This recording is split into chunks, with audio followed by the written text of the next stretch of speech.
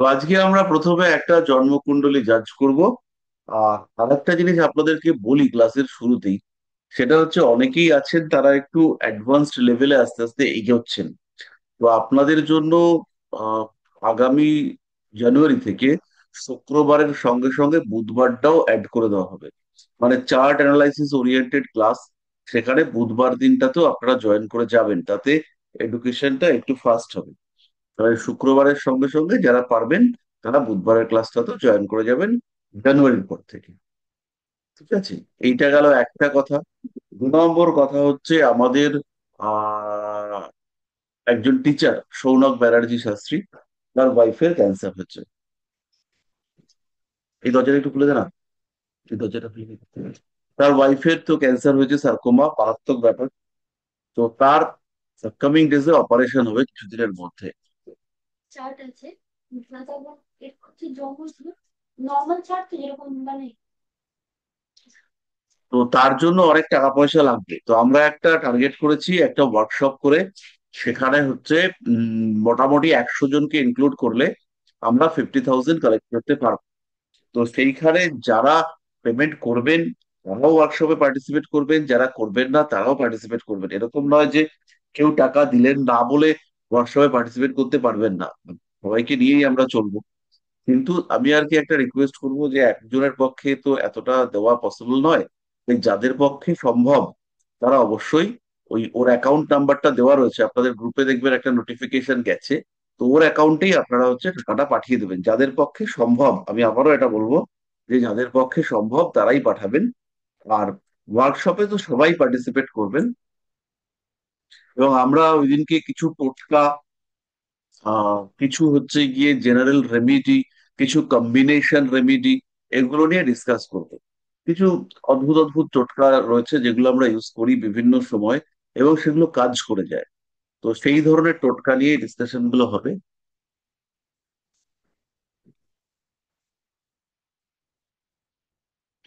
তো সুতরাং পার্টিসিপেট করবেন। ডেটটা সম্ভবত 3 নভেম্বর, সোমবার। সোমবার রাত্রি 8টা থেকে।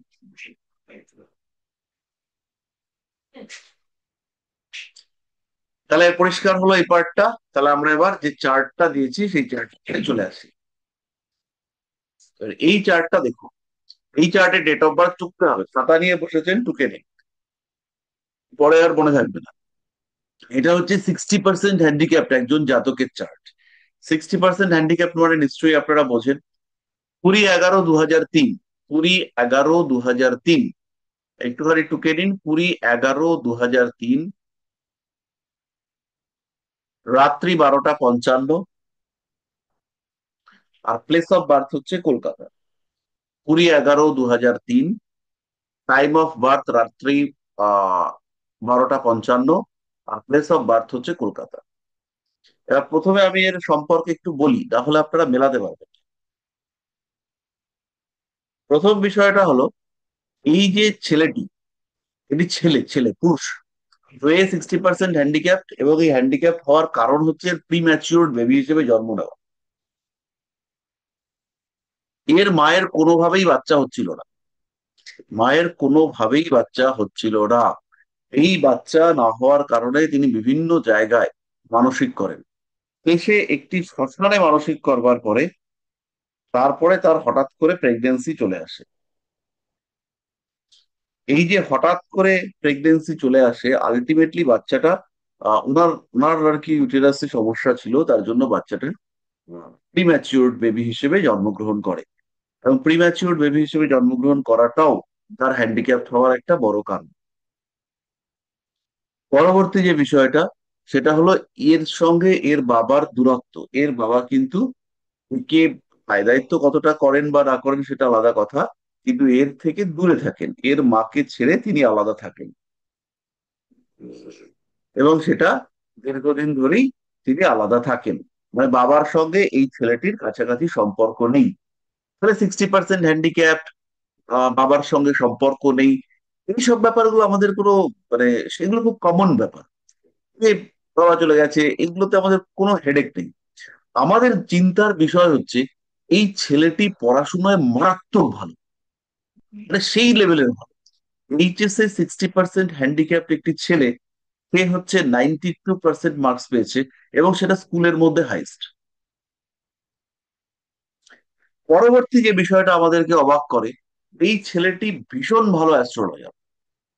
ভীষণ ভালো মানে এই কুণ্ডলিতে, সে দশাংশ কুণ্ডলিতে কি রয়েছে, নবম ভাব নিয়ে তার বিচার বিবেচনা সমস্ত কিছু সে করে ফেলেছে। এবং এই যে চরম লেভেলের স্টাডি, এই স্টাডি সে কিন্তু করে ফেলেছে। নিজের কুণ্ডলী, এর কুণ্ডলী, তার কুণ্ডলী, এই সমস্ত সে করে ফেলেছে। এবার আহ, তাহলে এই দুটো জিনিস ম্যাচ করছে না। ম্যাচ করছে না মানে সাধারণের থেকে একটু আলাদা। তার জন্যই আপনাদেরকে এই কুণ্ডলীটা দেখালাম।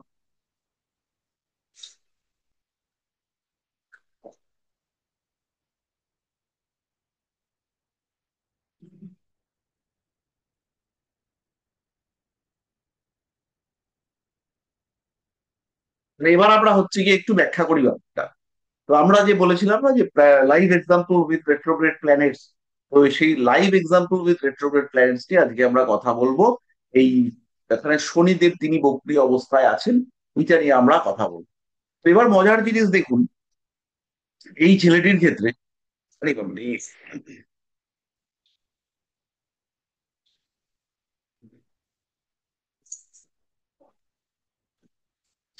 এই ছেলেটির ক্ষেত্রে লগ্নে বৃহস্পতি রয়েছে এবং বেশ কাছে। লগ্ন হচ্ছে 25 ডিগ্রিতে, আর 21 ডিগ্রি সামথিং মিনিটে বৃহস্পতি আছে। এই লগ্নে বৃহস্পতি দুটো বিষয়কে ইন্ডিকেট করে, দুটো না বহু বিষয়কে ইন্ডিকেট করে। তার মধ্যে এখানে দুটো কাজ করেছে। যদি লগ্নের ঘনিষ্ঠ ভাবে বৃহস্পতি থাকে তাহলে উচ্চ স্মৃতিশক্তি দেয়। যদি লগ্নে বৃহস্পতি থাকে তার মধ্যে দেবতুল্য গুণ নিয়ে আসে। দেবতুল্য গুণ মানে কি? এটা দেখতে যে সবসময় বিরাট সুন্দর হবে তা নয়, বেশিরভাগ ক্ষেত্রেই সুন্দর হয়। কিন্তু লগ্নে বৃহস্পতি, তার মধ্যে দৈব ক্ষমতা, বিশেষ স্মৃতিশক্তি, হিলিং পাওয়ার, পুজো পাঠ করবার ক্ষমতা, মন্ত্র উচ্চারণের দক্ষতা, দেবদেবীর সঙ্গে কমিউনিকেট করবার ক্ষমতা, এবং হিলিং পাওয়ার। হিলিং পাওয়ার মানে আপনারা সবাই জানেন, হিলিং পাওয়ারটা হচ্ছে কোনো মানুষকে সুস্থ করবার ক্ষমতা, কোনো মানুষকে মানসিকতা পরিবর্তন করার ক্ষমতা, সেগুলোকে বলা হয় হিলিং পাওয়ার। তো এই লগ্ন ভাবস্থ বৃহস্পতি, সে কিন্তু এই হিলিং পাওয়ার দেয় এবং তার সঙ্গে সঙ্গে প্রচুর স্মৃতিশক্তি দেয়, পড়াশোনার ক্ষেত্রে আগ্রহ দেয়। তো পঞ্চমপতি বৃহস্পতি, পঞ্চমপতি অষ্টমপতি বৃহস্পতি, সে লগ্নে অবস্থান করেছে এবং নবমপতি মঙ্গলের সঙ্গে দৃষ্টি বিনিময় করেছে। এবার লক্ষ্য করুন বিষয়টাকে আমি আর একটু ভালো করে বুঝাই। যারা বুঝতে পারলেন না তারা চ্যাট বক্সে এন লিখবেন। আমি অনেকবার বোঝাবো, সমস্যা নেই, কিন্তু আহ আপনারা সরাসরি এন লিখে দেবেন কমেন্ট বক্সে। এই যে মঙ্গল আর বৃহস্পতির মধ্যে দৃষ্টি বিনিময়, মঙ্গল হচ্ছে চতুর্থপতি এবং নবমপতি, একক রাজ্য কারক গ্রহ। বৃহস্পতি পঞ্চমপতি। তাহলে পঞ্চমপতি এবং নবমপতি যোগ হয়েছে। পঞ্চমপতি নবমে বসে আছে। পঞ্চমপতি লগ্নে বসে আছে। নবমপতি কে কিন্তু পঞ্চমপতির ওপরে দৃষ্টি দিয়েছে, মঙ্গলের দৃষ্টি আপনারা দেখুন, সেটা হচ্ছে লগ্নের ওপরে পড়েছে, বৃহস্পতির ওপরে পড়েছে। এর ফলে এই বাচ্চাটা এক্সেপশনালি ট্যালেন্টেড হয়েছে, মেধা সম্পন্ন, অতিরিক্ত মেধা সম্পন্ন।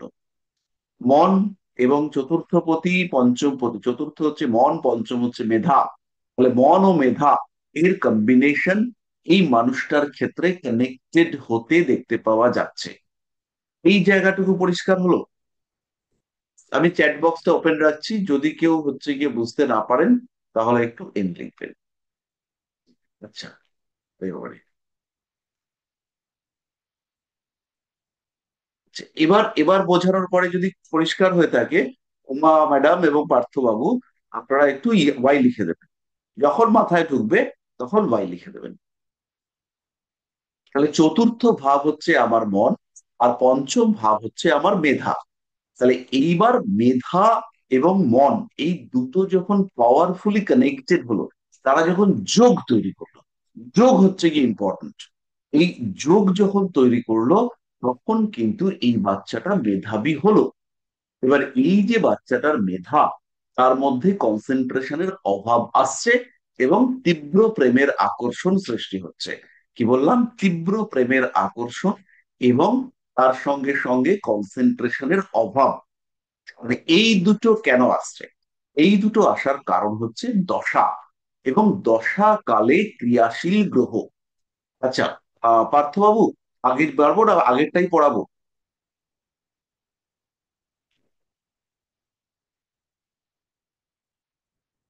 যদি পরিষ্কার হয় তাহলে একটু ওয়াই লিখে দিন। ঠিক আছে। তাহলে আহ, এই যে দশা, দশা কালে গ্রহরা একটু বেশি অ্যাক্টিভ হয়। দশা, অন্তর্দশা, তারপরে প্রত্যন্তর দশা, পরে সূক্ষ্ম দশা, এবং তারপরে প্রাণ দশা এবং অতি সূক্ষ্ম দশা। এবার প্রশ্ন হচ্ছে এই দশাটা কি? দশা বোঝার আগে আমাদেরকে আরেকটা জিনিস বুঝতে হবে, সেটা হচ্ছে পূর্বজন্ম। আমাদের পূর্বজন্মে যে একটা যোনি থেকে আরেকটা যোনিতে যখন জন্মান্তরিত হয়, তখন আগের কর্মফল অনুযায়ী সে একটা কুণ্ডলী প্রাপ্ত হয়। এই যে যে জন্ম কুণ্ডলীটা নিয়ে এই বাচ্চা জন্মগ্রহণ করেছে, সেই জন্ম কুণ্ডলীতে আমরা পূর্বজন্মের অ্যাকচুয়াল রিফ্লেকশন পাই। পূর্বজন্মের অ্যাকচুয়াল রিফ্লেকশন অনুযায়ী কুণ্ডলী তৈরি হয়। সেই কুণ্ডলী অনুযায়ী তার একটা ট্রেন্ড তৈরি হয়। ট্রেন্ড মানে প্রবণতা। সেই প্রবণতা অনুযায়ী সে কাজ করে। তার সঙ্গে পরিবেশ, পারিপার্শ্বিক, তার পিতামাতা সমস্ত কিছু মিলে এবং আলটিমেটলি তার নিজের কর্মা, এগুলো মিলে সৃষ্টি করে তার ভাগ্য।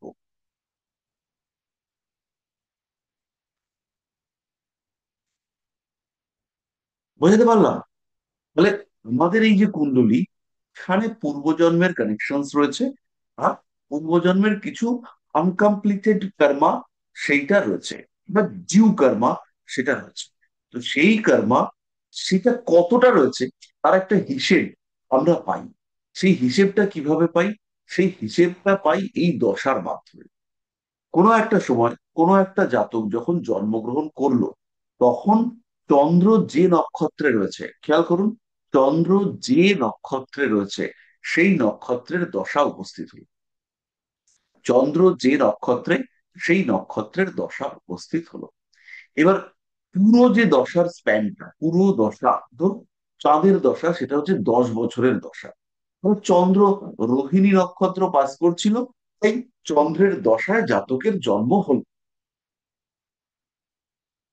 এবার চন্দ্রের যে দশা, সেই দশার মধ্যে রয়েছে 9খানা অন্তর্দশা।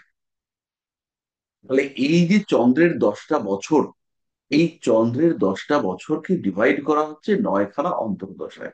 প্রত্যেকটা অন্তর্দশার মধ্যে, প্রত্যেকটা অন্তর্দশাতে আবার 9টা করে প্রত্যন্তর দশা আছে।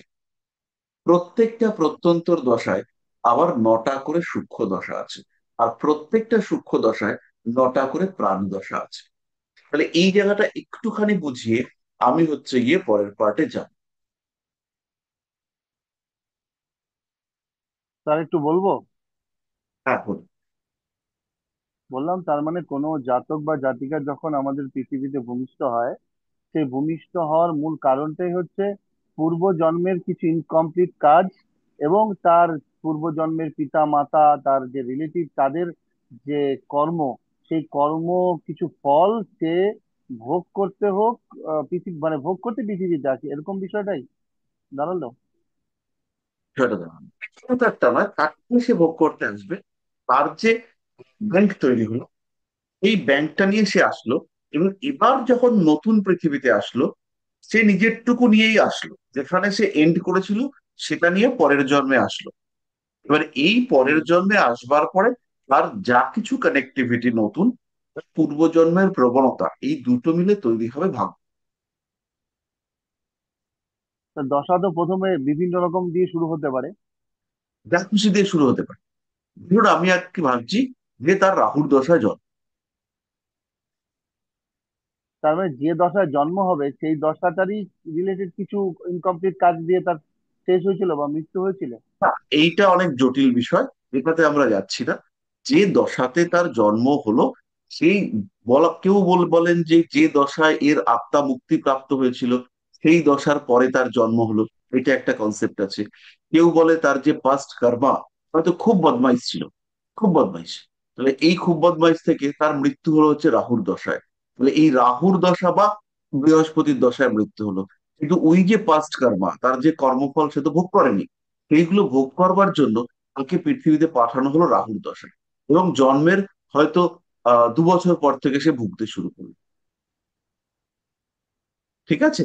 আরেকটা আরেকটা কোশ্চেন দিচ্ছি স্যার, এই যে দশা, অন্তর্দশা, প্রত্যন্ত দশা, সূক্ষ্ম দশা, প্রাণদশা, এগুলো মানে পরপর সবগুলো দেখাই কি জরুরি, না দশা অন্তর্দশা না, দেখলেও এসব আপনাদের হয়ে এখন যাবে? ভাবতে হবে না। তুমি দশা ডিভিশনটা করেন, ধীরে চলুন, টেনশন নেই আর।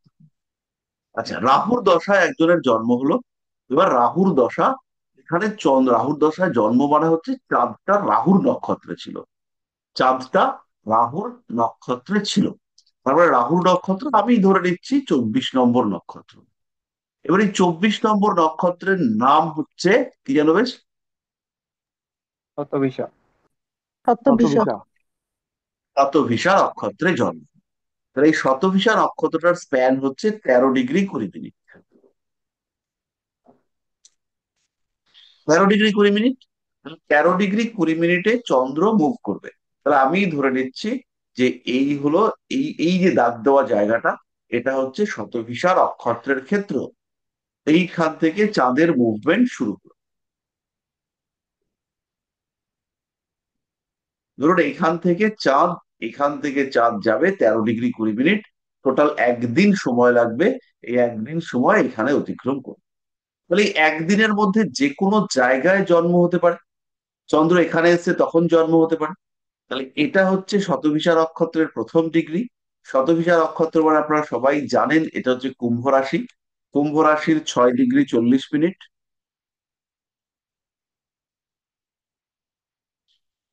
6 ডিগ্রি 40 মিনিটে কুম্ভ রাশিতে শতভিসা নক্ষত্র শুরু হলো, এটা আপনারা জানেন। যারা জানেন না তাদের জানা দরকার। শেষ হবে হচ্ছে 20 ডিগ্রিতে।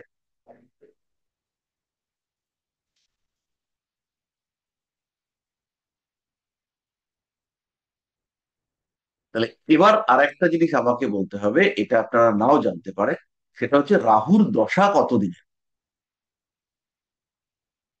স্যার 16 বছর। 18 বছর। আচ্ছা আচ্ছা, 18 বছর। বৃহস্পতি 16 বছর। তো এই যে দশা আমরা করি, এই দশাটার নাম হচ্ছে বিংশোত্তরী দশা। আপনারা এটা সবাই জানেন যে আমরা বিংশোত্তরী দশাতে এখন হিসেব করি। এছাড়াও আরো অনেক রকম দশা আছে, সেই সবকে আমরা সাইডে রেখে আমরা এখন শুধুমাত্র বিংশোত্তরী দশা নিয়ে পড়ছি।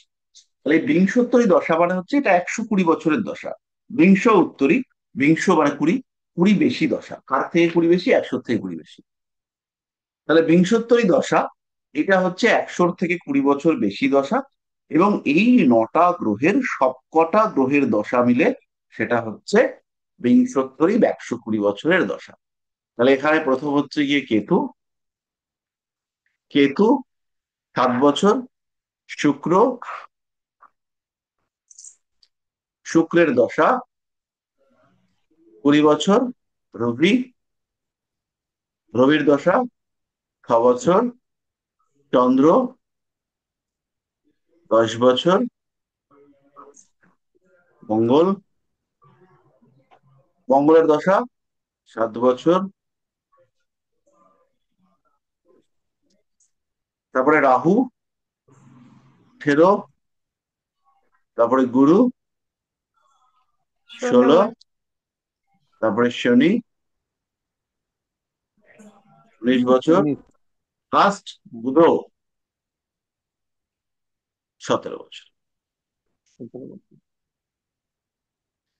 তাহলে এইটা যোগ করলে আপনারা পাবেন হচ্ছে কি 120। ঠিক আছে, এই পুরোটা যোগ করলে আপনারা পাবেন 120। তাহলে এই 120 ভাগের মধ্যে, খুব ভালো করে শুনতে হবে, 120 ভাগের মধ্যে কত ভাগ কেতু পাবে?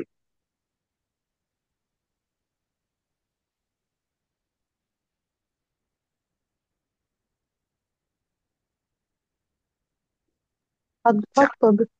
7 ভাগ কেতু পাবে। একশো সাত কুড়ি ভাগ ভাগের মধ্যে 20 ভাগ কে পাবে?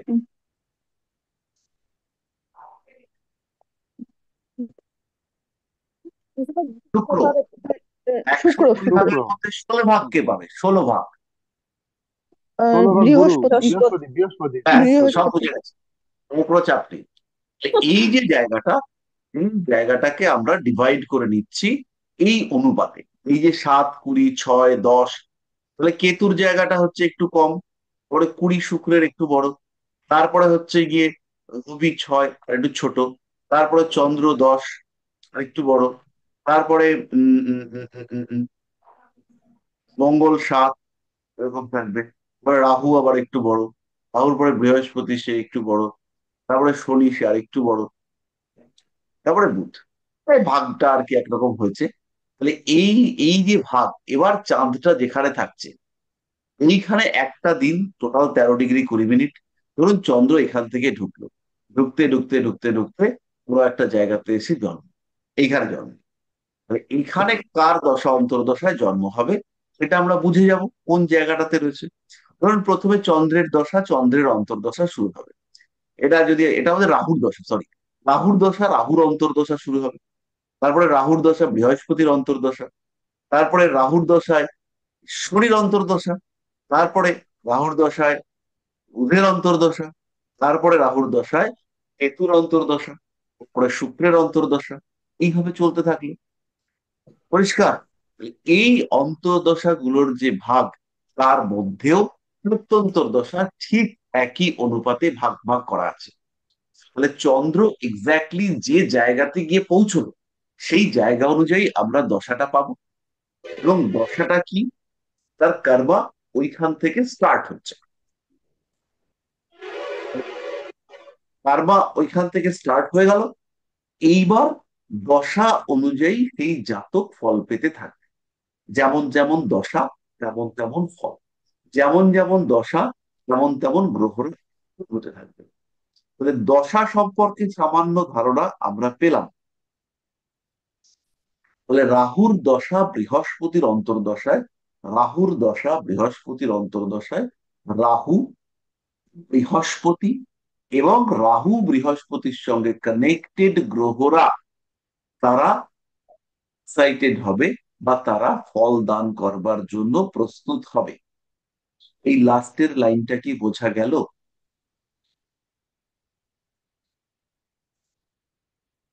আমি একটু আরেকবার, ক্লিয়ার করে বলুন। চ্যাট বক্সে আপনারা লিখুন, চ্যাট বক্স ইউজ করুন, আপনারা যাদের যাদের বুঝতে অসুবিধা হয়নি শুধু লিখে দিন বুঝিনি, আমি আবার পড়িয়ে দেবো। ইচ্ছা আর প্রশ্ন চ্যাট বক্সে ফটাফট করতে থাকুন। আহ বিষয়টা হচ্ছে, যেমন ধরুন আমাদের ক্লাস আছে, আমাদের স্কুল আছে, সেই স্কুলে আমরা সবাই পড়ি। এবার দুজন মনিটর। এবার আপনারা ছোটবেলাটা মনে করে দেখুন, যে মনিটর হচ্ছে সে একটু বেশি অ্যাক্টিভ হচ্ছে কিনা, যার বাড়ি আসছে, যার টাইম আসছে, যার টার্ন আসছে, সে একটু বেশি অ্যাক্টিভ হচ্ছে বা তাকে হতে হচ্ছে।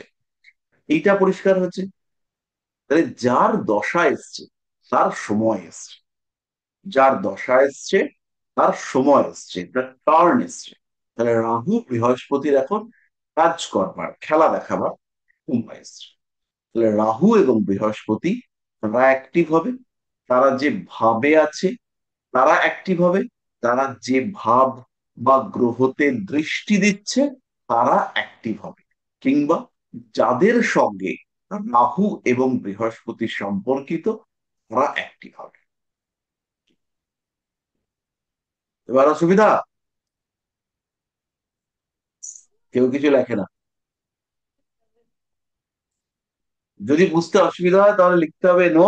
এন লিখলে কি বুঝতে পারবো, বুঝতে অসুবিধা হচ্ছে, আর ওয়াই লিখলে বুঝবো, বোঝা গেছে।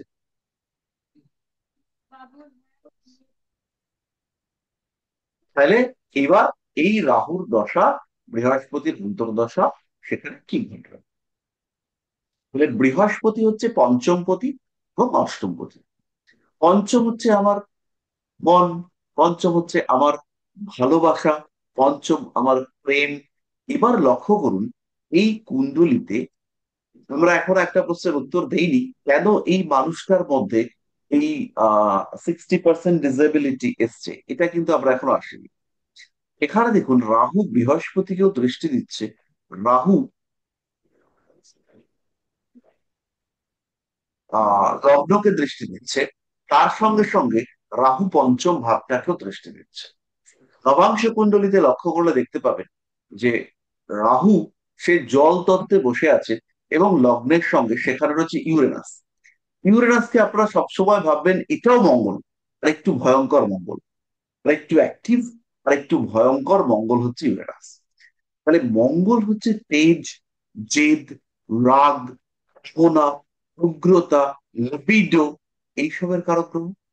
এই রাহুর দৃষ্টি নবাংশে পুঙ্গ শুক্রের উপরে পড়েছে।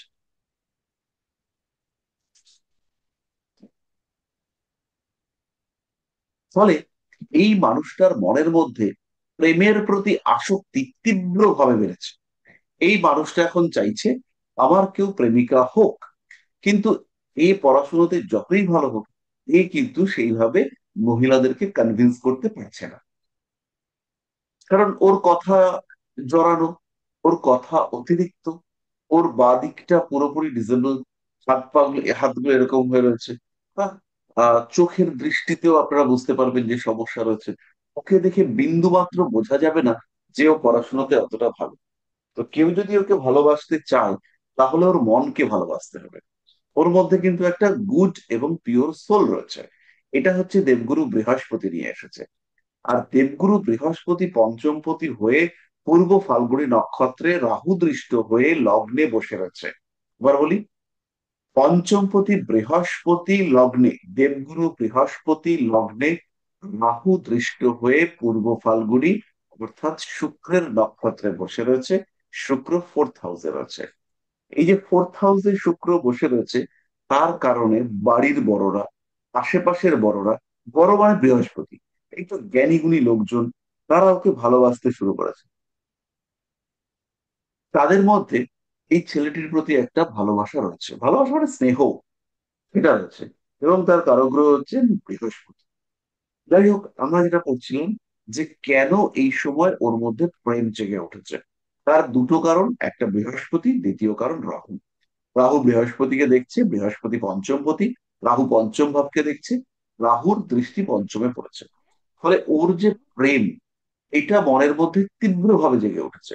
এবং বন্ধু বান্ধবের প্রেমিক প্রেমিকা রয়েছে, কিন্তু ওর মধ্যে নেই বা ওর নেই, এটা ওকে ভয়ঙ্কর ভাবে হার্ট করছে।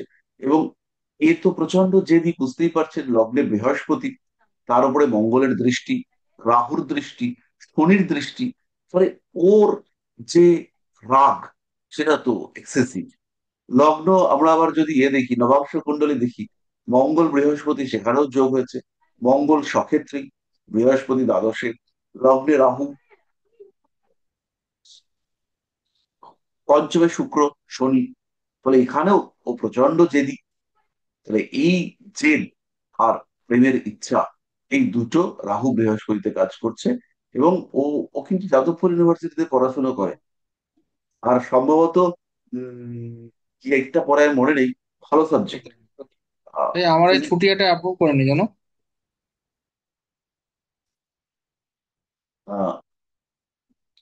আমাদের হচ্ছে গিয়ে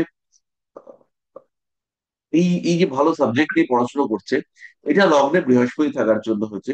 সম্ভবত ফিজিক্স নিয়ে পড়াশোনা করে। তো এই এই ব্যাপারটা হচ্ছে গিয়ে আমরা পেলাম। এবার এই মানুষটা এতটা ভালো হওয়া সত্ত্বেও এর চাকরি পাওয়ার ক্ষেত্রে কিন্তু একটা বিষয় তৈরি হচ্ছে। এবার এর যে চাকরি প্রাপ্তি, সেটা কিন্তু মোটামুটি নিশ্চিন্তভাবে পাওয়া যাচ্ছে। চাকরি চাকরি পাওয়া যাচ্ছে কেন আমরা বলবো, এইখানে প্রথমেই আমরা দেখতে পাচ্ছি যে ষষ্ঠপতি শনি সে হচ্ছে কি একাদশে গিয়ে বসেছে। শুক্র রবি বুধ কানেক্টেড হয়ে, শুক্র দশমপতি, রবি লগ্নপতি, বুধ দ্বিতীয় একাদশপতি কানেক্টেড হয়ে 4th হাউসে বসেছে। লগ্নে মঙ্গলের দৃষ্টি রয়েছে, বৃহস্পতি মঙ্গলের দৃষ্টি বিনিময়। ফলে এর এডুকেশন টিচিং ওরিয়েন্টেড চাকরি, এটা পাওয়ার সম্ভাবনা রয়েছে, রয়েছে মানে তীব্রভাবে রয়েছে। এবং তার সঙ্গে সঙ্গে এই যে পার্সেন্টেজে হ্যান্ডিক্যাপ্টার যে যে মেরিটোরিয়াস, তাতে এই চাকরি পাবেই।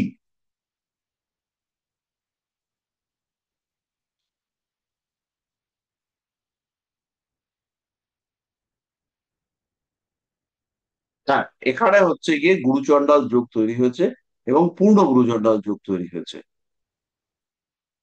আচ্ছা, এবার স্বপ্নদীপ একটা প্রশ্ন করেছে, সেটা হচ্ছে এই কুণ্ডলিতে 60% হ্যান্ডিক্যাপ হওয়ার কি কি কম্বিনেশন। এইবার আমাদের সেই বকরি গ্রহের কনসেপ্টটাকে আনতে হবে।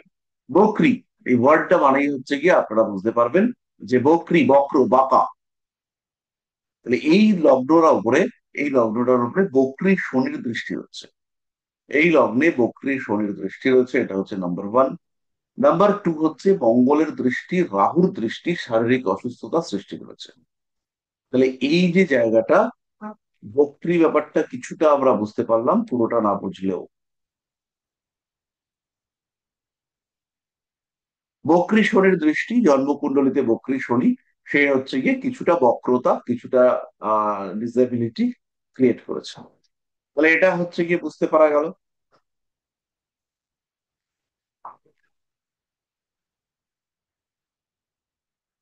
এটা পরিষ্কার হলো বক্রী ব্যাপারটা। এরপরে একটা কম্বিনেশন আমরা এতক্ষণ খেয়াল করিনি, সেটাকে এবার একটু আপনাদেরকে বোঝাই। সেটা হচ্ছে এইখানে এই কুণ্ডলিতে মঙ্গল, শনি এবং বুধ, এদের মধ্যে একটা অদ্ভুত কম্বিনেশন তৈরি হচ্ছে। এই যে মঙ্গল, শনি এবং বুধের মধ্যে সাইক্লিক হাউস এক্সচেঞ্জ, এই যে পর্যায়ক্রমিক ক্ষেত্র বিনিময়, মূলত মানুষকে হ্যান্ডিক্যাপ্ট করে হচ্ছে শনি। শনি কোনো জাতক বা জাতিকাকে এইভাবে বক্রতা প্রাপ্ত, কৃশ, খর্বাকায় ইত্যাদিতে করে থাকে। তার সঙ্গে কেতুরও একটা পুরোপুরি এফেক্ট রয়েছে। তো এইখানে এই যে মঙ্গল, শনি এবং বুধের মধ্যে পর্যায়ক্রমিক ক্ষেত্র বিনিময় সম্পর্ক এবং শনির লগ্নের উপরে দৃষ্টি, তার সঙ্গে সঙ্গে কেতুর এই শনির উপরে দৃষ্টি, কেতুর মঙ্গলের উপরে দৃষ্টি, এই কম্বিনেশনটা কিন্তু এই জাতককে 60% হ্যান্ডিক্যাপ্ট বানিয়েছে। এই শনি যদি বকরি না হয়ে মার্গী হতো, তাহলে এই জায়গাটাতে কিন্তু এই ধরনের হ্যান্ডিক্যাপ্ট হওয়ার কোনো রকম কোনো চান্স তৈরি হতো না। কিন্তু শনি বকরি মার্গী নয়, তাই এর কিছুটা দুর্ভাগ্য, কিছুটা সৌভাগ্য তৈরি হয়েছে। সৌভাগ্য আমরা এই কারণেই বলবো যে চাকরি পাওয়া, জীবনের বিভিন্ন ক্ষেত্রে উন্নতি, সেই সমস্ত জায়গাগুলো এর ক্ষেত্রে অনেকটাই সহজ সরল। বর্তমান যুগে ভারতবর্ষের মতো দেশে যে অবস্থা মানুষের চাকরি বাকরি প্রাপ্তির ক্ষেত্রে, ভয়ঙ্কর ভয়ঙ্কর শোচনীয় অবস্থা, সেই জায়গাটাতে এই মানুষ অত্যন্ত সাবলীল ভাবে সে কিন্তু চাকরি পাওয়ার দিকে এগিয়ে যাবে, বা তার জীবনের চলার পথ গতি একদিক থেকে রুদ্ধ হলেও অন্যান্য দিক থেকে অতি দ্রুত সে সামনের দিকে এগিয়ে যেতে পারবে। তাই এটাকে আমরা উম খারাপ না বলে এটাকে আমরা ভালোও বলতে পারি, নেহাত খারাপ বলার দরকার নেই। আচ্ছা, তারপরে আমরা তারপরের পার্টে যাব। এই চার্টটা নিয়ে মোটামুটি আমাদের ডিসকাশন শেষ হয়েছে। তার আগে আমরা অমর্ত্যর প্রশ্নের উত্তর একটু শুনে নেবো। স্যার বলছি যে যেহেতু এই ভদ্রলোকের শনি যেহেতু এখনো দশা স্টার্ট হয়নি, তাহলে শনি তার খেলা দেখাবে কি করে? এবং শনি কেতুর এই কম্বিনেশনটা তাহলে তো আমরা পাইনি, বেশি মানে পাইনি মানে চার্টে আছে কিন্তু সে তো ফল দিতে পারেনি, মানে সক্ষম নয়, তাহলে কি করে এই ফলটা অ্যাক্টিভ হলো, সে ও, হ্যান্ডিক্যাপ হলো কি করে? এরকম নয় ব্যাপারটা। ব্যাপারটা প্রত্যেকটা গ্রহই প্রত্যেকটা সময় অ্যাক্টিভ, এখানে সেরকম কোনো ব্যাপার নয়। এবার ঘটনাটা হচ্ছে প্রত্যেকটা দশার মধ্যে আমরা অন্তর্দশা পাচ্ছি, তার মধ্যে সূক্ষ্ম দশা পাচ্ছি, মানে প্রত্যেকটা গ্রহ প্রত্যেকটা দশার মধ্যে অ্যাক্টিভ হচ্ছে। এবার যদি আমরা প্রাণ দশা বা ইয়েতে যাই, মানে ওই প্রাণ দশা বা অতি সূক্ষ্ম দশায় যাই, তাহলে 3 দিন 4 দিন 5 দিন এরকম পরে পরে চেঞ্জ হয়। সেটা নয়, এখানে দশা যখন চলবে তখন ওই গ্রহটা স্পেশালি অ্যাক্টিভ হবে, কিন্তু বাকি গ্রহরা অন্যান্য সময় তো অ্যাক্টিভ রয়েছে। আমাদের এরপরে যখন আমরা দশা পড়বো, তখন আমাদের জানতে হবে যে বৃহস্পতির দশাকালে শনি কেমন রেজাল্ট দেবে, বা রাহুর দশায়। তা লোক এসে আমাকে জিজ্ঞেস করলো, রাহুর দশা বৃহস্পতির অন্তর্দশা চলছে, সে আমাকে এসে জিজ্ঞেস করলো যে দাদা ভাই, আমার একাদশে তো শনি আছে, আমি কি সফল হব? তাহলে আমাদেরকে তো এটা বুঝতে হবে যে রাহুর দশা বৃহস্পতির অন্তর্দশায় শনি কতটা অ্যাক্টিভ। বুঝতে পারলাম? যে শনি কতটা ফল দেবে বা শনি কিরকম ফল দেবে, ভালো না খারাপ। শনি তো শনির মতো ফল দেবে, কিন্তু শনির ভালো ফলটা দেবে না খারাপ ফলটা দেবে। শনির দশায় বা শনি রাহুর দশায় বা বৃহস্পতির অন্তর্দশায় জাতকের কি পায়ের ওই জায়গাটাতে চোট দেবে, না হচ্ছে গিয়ে অনেক দিন আগের করে রাখা পুরনো একটা কাজের সাকসেস দেবে। আচ্ছা, আমি কি দ্রুত পড়িয়ে ফেলছি? আপনারা বুঝতে পারছেন? ঠিকই দারুণ। আছে স্যার। হ্যাঁ স্যার, বুঝতে পারছি। তাহলে খুব শনি অনেক ভালো। দিনের পুরনো কোনো কাজের ফল দিবে, এই কথাটা কেন বললাম? কারণ শনি হচ্ছে পুরনো বা কোনো এনশিয়েন্ট এই সমস্ত বিষয়ের কারক গ্রহ। তাহলে শনি বক্র অবস্থায় এখানে ফলটা দেবে। ফলে হয়ে গেছে কোনো একটা জিনিস, কোনো একটা ঘটনা ঘটে গেছে, সেটা ব্যাকে এসে তার রেজাল্ট পাওয়া যাচ্ছে। এই যে ব্যাকে আসা বক্র পুরনো কোনো ঘটনা রেজাল্ট, সেটা হচ্ছে গিয়ে এখন পেতে পারে। আর শনি হচ্ছে বক্রতা, আঘাত, ব্যথা, যন্ত্রণা, কষ্ট, ক্লেশ ইত্যাদির কারক গ্রহ। তাহলে শনি ওই ঘরটাতে যখন বসে আছে, তখন ওই ঘরটা হচ্ছে হাঁটুর নিচের অংশ, একাদশ ভাব। তাহলে ওই ক্ষেত্রগুলোতে ব্যথা দিতে পারে শনি। তাহলে শনি ব্যথা দেবে, না হচ্ছে গিয়ে ভালো রেজাল্ট দেবে, আয় দেবে, না কষ্ট দেবে। এই জায়গাটাকে বুঝবার জন্য আমাদেরকে জানতে হবে যে বৃহস্পতির অন্তর্দশা বা চন্দ্রের অন্তর্দশায় শনি কি ফল দেবে। তো এটা, এই জটিল বিষয়ে আমরা আজকে যাব না, বাট আমরা তো পড়বো, এগুলো আমাদের পড়তে হবে, আমরা দশার সময় এগুলোকে পড়বো।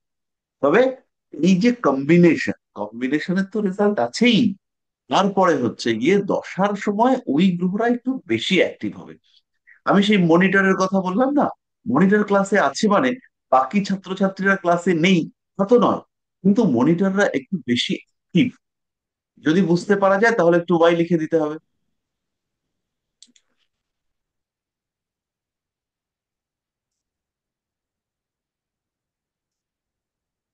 বেশ, তাহলে এবার আমরা বক্রী বক্রী গ্রহের কনসেপ্টে যাব।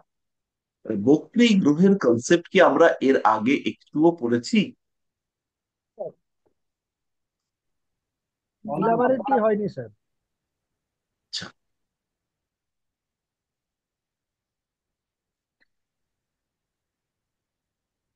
এক জন্মচাটে কারোর যদি গ্রহই বক্রী না থাকে, তাহলে সে আঘাত পায় না? পায় না। প্রচুর পায়, প্রচুর পায়। মানে জন্মকালীন, জন্ম সময় যে চার্টটা, সেই চার্টে যদি সব গ্রহই তার মার্গী থাকে, তাহলেও সে আঘাত পায়? কেন আঘাত পাবে না? ও, আচ্ছা। মানে আঘাতের গ্রহগুলো সঙ্গে বক্রী হলে। আঘাতের সঙ্গে বক্রী মার্গীর কোনো সম্পর্ক নেই। ও, আচ্ছা। বক্রী হলে পরে আঘাতটা বেশি পেতে পারে। ও, রাহু রাহু কেতু তো সবসময় বকরি থাকেই, তার হ্যাঁ, তো আঘাত থাকে। হ্যাঁ। এগুলো আপনারা না আস্তে আস্তে জানবেন, একটু সময় দিন। স্যার, ওই চারটায় যে সাইক্লিক হাউস এক্সচেঞ্জ হয়েছিল, তো বলুন তো। ওটার নেগেটিভ নেগেটিভ এফেক্ট তো বুঝলাম, এটার পজিটিভ এফেক্ট কিছু নেই? হ্যাঁ, পজিটিভ ভাবে আছি তো, এর জন্যই তো অত হচ্ছে গিয়েও একটা ভালো জায়গায় যাবে, এবং রীতিমতো ভালো জায়গায় যাবে। আচ্ছা।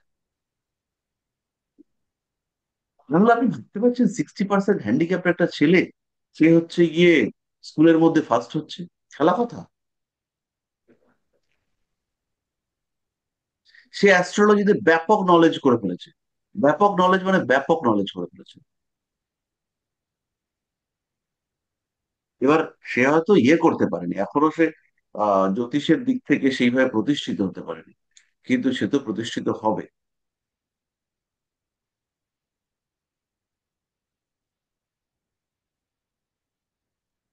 স্যার, ও 60% হ্যান্ডিক্যাপ বলতে মানে পা বা হাতের দিক দিয়ে, নাকি ও মানে পুরো গঠনতন্ত্রের দিক দিয়ে হ্যান্ডিক্যাপ? হাত পা মেইনলি, গঠনতন্ত্রের দিক থেকে বুদ্ধিরতা আমি জানি না। আচ্ছা। আচ্ছা, এই জিনিসটা হচ্ছে আমাদের মহাকাশ, মহাকাশের 12টা রাশি।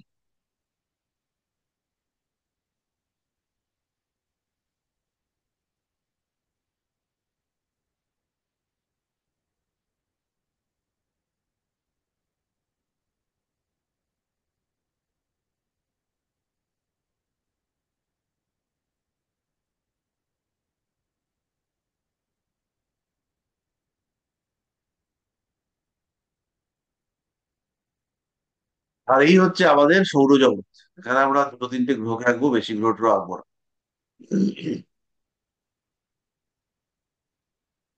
এটা হচ্ছে পৃথিবীর কক্ষপথ, ইনি হচ্ছেন পৃথিবী।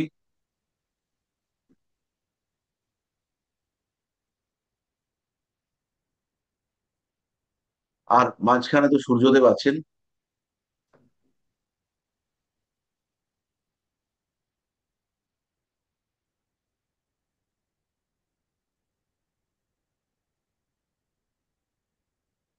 ইনি হলেন সূর্যদেব। আর আরেকটা গ্রহকে আমরা একটু এঁকে নেবো।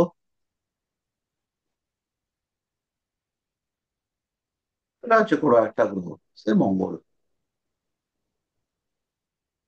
ইনি হচ্ছেন মঙ্গল। তাহলে এরা ঘুরছে, এরা এইভাবে ঘুরছে। তাহলে পৃথিবী থেকে দেখছে মানুষজন, পৃথিবী থেকে যখন দেখছে, পৃথিবীও চলছে, গ্রহটাও চলছে। তাহলে আমরা ধরে নিচ্ছি কোনো একটা সময় এই জায়গাটা বেশি। এবার মঙ্গল এগিয়ে গেল এখানে, মঙ্গল এগিয়ে এই জায়গাটাতে এলো।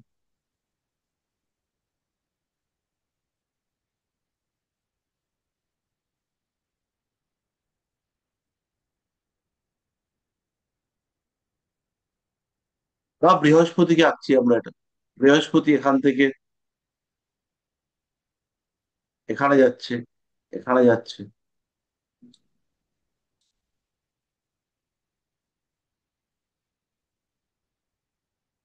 আর পৃথিবী,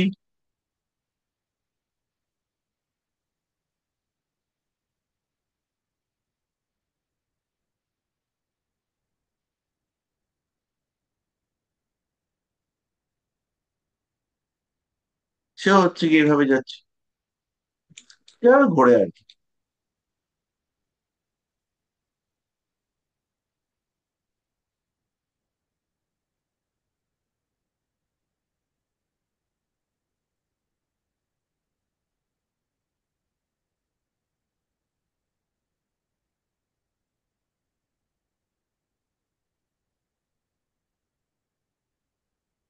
আর বৃহস্পতি এভাবে চলছে।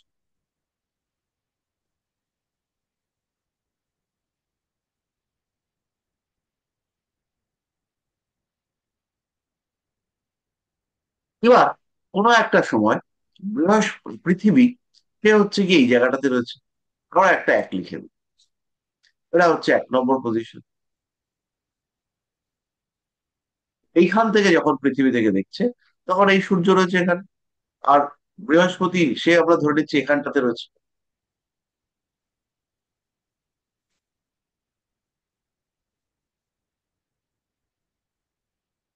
তাহলে এবার আমরা দেখছি কোথায়? আমরা পৃথিবী থেকে বৃহস্পতিকে দেখছি এই রাশিতে আছে। এটা কি রাশি? এটা হচ্ছে মিথুন রাশি। এটা হচ্ছে মেষ।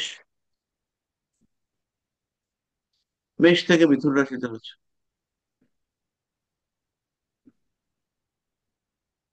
ঠিক আছে। পৃথিবী থেকে আমরা দেখছি বৃহস্পতি মিথুন রাশিতে রয়েছে। এবার বৃহস্পতি এদিকে এলো, পৃথিবী এখানে এলো,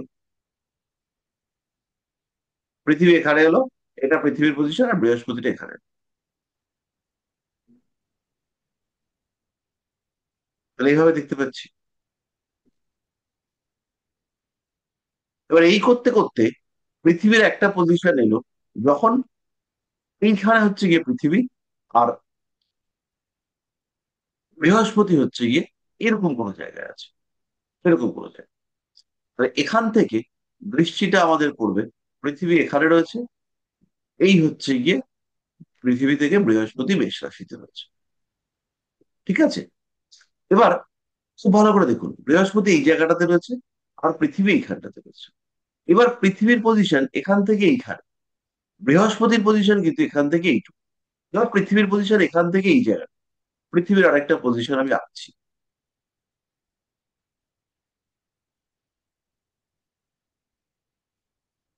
ধরুন পৃথিবী এইখানে এসছে,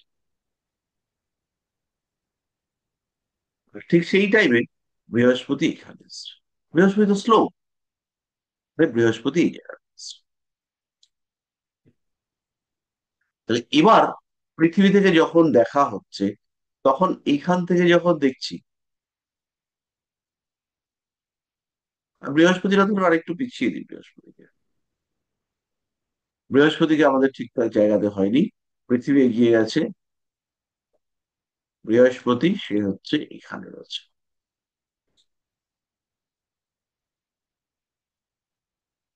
এরকম জায়গা রয়েছে, এই বৃহস্পতি হচ্ছে। আর পৃথিবী সেই একই সময় এইখানটায় চলে এসছে। বা আর একটা পজিশন দেখাচ্ছি।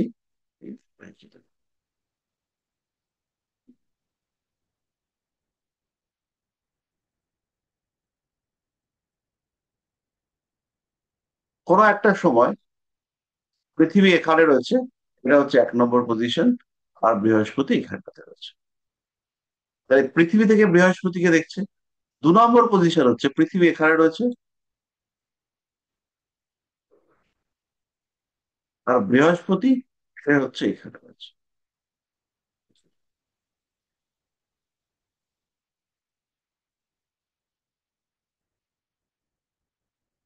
পৃথিবী এবং বৃহস্পতি ঘুরছে, 1 নম্বর পজিশন থেকে পৃথিবী ঘুরে এসে 2 নম্বর পজিশনে এসছে, আর বৃহস্পতি সেই সময় এই জায়গাটাকে ছেড়ে এইখানটাতে এসছে। তাহলে বৃহস্পতির 1 নম্বর পজিশন এটা, যখন পৃথিবী এখানে ছিল। পৃথিবী তাড়াতাড়ি চলে এসছে, বৃহস্পতি অতটা তাড়াতাড়ি আসতে পারেনি, বৃহস্পতি এই জায়গাটাতে রয়েছে। তাহলে এবার লক্ষ্য করুন,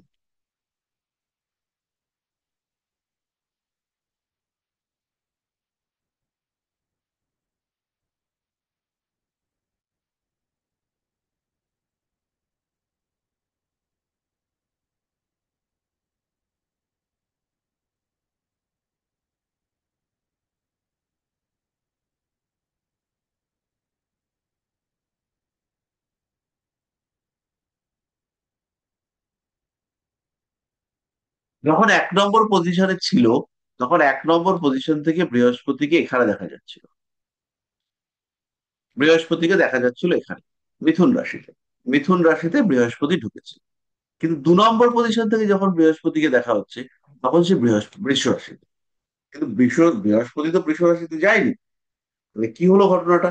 এটাই হচ্ছে বক্রী, যে পৃথিবীর গতি এই বৃহস্পতি বা এদের থেকে বেশি হওয়ার জন্য, যখন পৃথিবী একটু এগিয়ে এসছে আর বৃহস্পতির গতি তার থেকে কম, বৃহস্পতি আপেক্ষিকভাবে পিছিয়ে পড়ছে। তাহলে এই পিছিয়ে পড়াটার নামই হচ্ছে বক্রগতি। পজিশন গুলো বুঝতে পারা গেল? এবার যদি একদিকে সূর্য একদিকে পৃথিবী থাকে, যদি একদিকে সূর্য একদিকে পৃথিবী থাকে, যেমন এই পজিশন, এই পজিশন, এদিকে এদিকে হচ্ছে গিয়ে বৃহস্পতি, আর এদিকে হচ্ছে গিয়ে সূর্য, মানে যে গ্রহটা সে, তার একদিকে বৃহস্পতি, সরি তার একদিকে রবি, আর একদিকে হচ্ছে সেই গ্রহটা। তাহলে এইরকম অবস্থায় গ্রহদের বক্রী হওয়ার সম্ভাবনা অনেক বেশি। এটা আমি আলাদা করে বোঝাচ্ছি। কিন্তু গ্রহরা কিভাবে বক্রী হয়, এইটা কি মোটামুটি বুঝতে পারা গেল? হ্যাঁ স্যার, ক্লিয়ার। হ্যাঁ স্যার। ঠিক। হ্যাঁ স্যার, পেরেছি। তাহলে বক্রী ব্যাপারটা কিভাবে হয় তা মোটামুটি আমরা বুঝলাম। এবার বক্রী কখন হয় সেটা একটুখানি বুঝতে হবে। বিষয়টা কি, যদি সূর্যের সঙ্গে কোনো গ্রহের, মঙ্গল, বৃহস্পতি এবং শনি, সূর্যের সঙ্গে মঙ্গল, বৃহস্পতি এবং শনি, এরা 120 ডিগ্রির বেশি কোণে থাকে। 120 ডিগ্রির বেশি মানে হচ্ছে গিয়ে এই 6, 7, 8 নম্বর ঘরে থাকে। সূর্য থেকে দেখলে কোন গ্রহ যদি 6, 7, 8, মানে রবি আছে এই ঘরটাতে, এর 6 মানে এটা, 7 মানে এটা, মানে এটা, এই 3টি ঘরে কোনো গ্রহ যদি থাকে, তাহলে সে অবশ্যই বক্রী হবে। আরেকবার বলি, রবি থেকে কোনো গ্রহ যদি 6, 7, 8 নম্বর ঘরে থাকে, বা রবির সঙ্গে কোনো গ্রহের ডিগ্রিগত ডিফারেন্স যদি 120, কম বেশি 120 ছাড়িয়ে যায়, তাহলে সেই গ্রহটা বক্রী হবে। বোঝা গেল? পরিষ্কার হলো? হ্যাঁ স্যার, হ্যাঁ পরিষ্কার। স্যার। বেশ। হলো? হ্যাঁ। হ্যাঁ, এই 9:30টার পরে দাদা।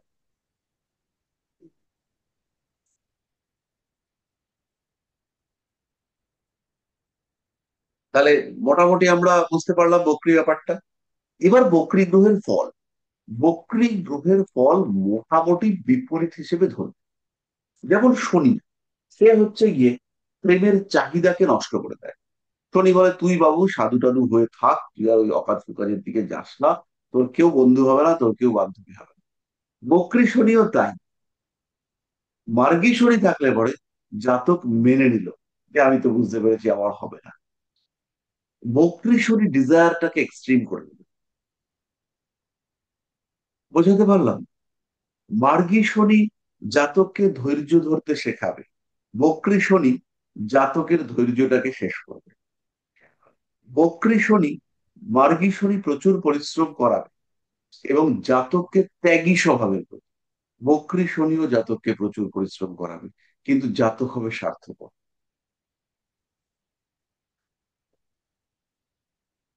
আমি কি কারো কথা ট্রেন্ডটা একটু বোঝাতে পারলাম শনিরটা? আই থিঙ্ক পারলাম। বকরি বৃহস্পতি, সে হচ্ছে গিয়ে সামাজিকতা ব্যাপারটা থেকে দূরে সরিয়ে রাখতে চায়। মার্গী বৃহস্পতি, প্রেম টেম করিস না, লোকে কি বলবে, করছিস না, লোকের কি বলবে, এই যে লোক, সমাজ, এই ব্যাপারটার একটা ভয় সৃষ্টি করে বৃহস্পতি। কিন্তু বৃহস্পতি যখন বক্রি হয়, তখন সমাজ কি বললো বললো, আমার কি লাগলো, আমি নিজে বাঁচতে হবে, আমাকে ভালো থাকতে হবে, এই ব্যাপারটা সবার আগে। কে কি বললো, কে কি ভাবলো, ওই ভাবা চিন্তা দিয়ে বেশি হেডেক নিয়ে লাভ নেই।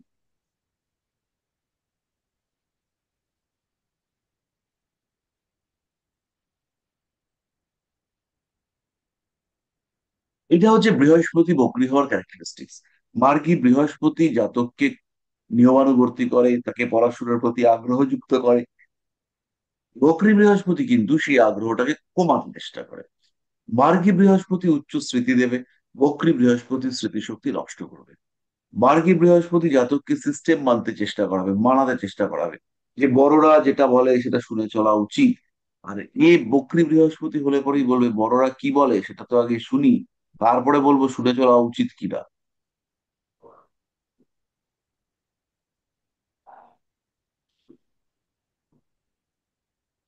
তো মঙ্গলের ক্ষেত্রে তার ফেরোসনেস বেড়ে যায়, অ্যাগ্রেসিভনেস বেড়ে যায় মঙ্গলের ক্ষেত্রে।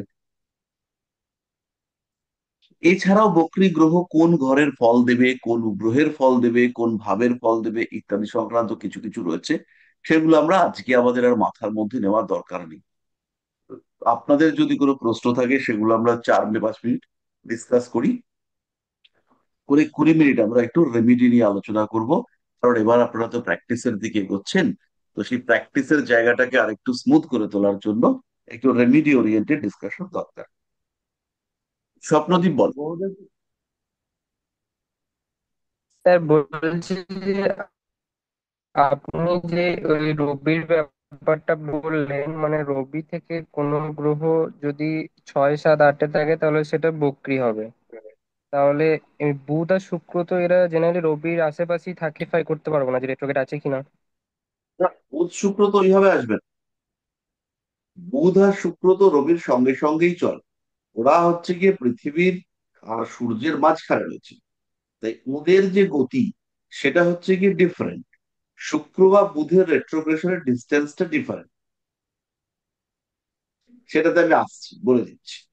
আর বাকিটা বলো, আর কোনো প্রশ্ন?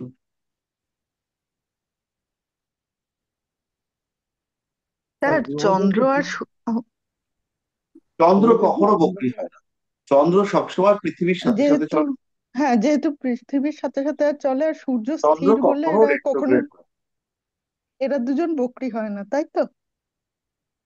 সূর্য বক্রী হয় না, কারণ যেহেতু স্থির সমস্ত গ্রহগুলো অ্যাকচুয়ালি। তো সূর্যের রেসপেক্টে ঘুরছে। আচ্ছা, হ্যাঁ, সূর্য কিন্তু স্থির নয়।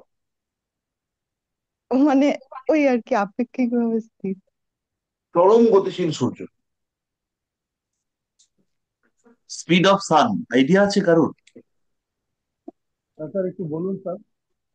না, কিন্তু ওই গ্যালাক্সির আশেপাশে মনে হয় হ্যাঁ, হ্যাঁ, ঘুরে ওই পুরো একদম। ইয়েটা। সূর্যের গতি হচ্ছে সেকেন্ডে 230 কিলোমিটার। মানে এই চোখটা বন্ধ করে চোখটা খুলবো, সঙ্গে সঙ্গে সূর্য পুরীতে পৌঁছে গেছে।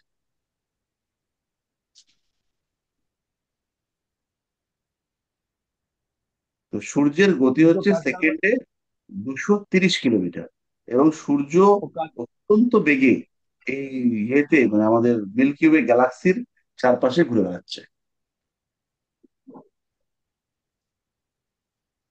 তারা এত স্পিড দিয়ে কোনোদিন না অ্যাক্সিডেন্ট করে এরা? অনেক দূরে তো, তাই অ্যাক্সিডেন্ট হয়। গ্রহদের কি তিন রকম গতি হয়, বক্রী, বার্গী আর অতিচারী?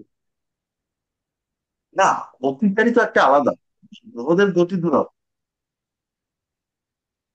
একটা বকরি একটা মাছ।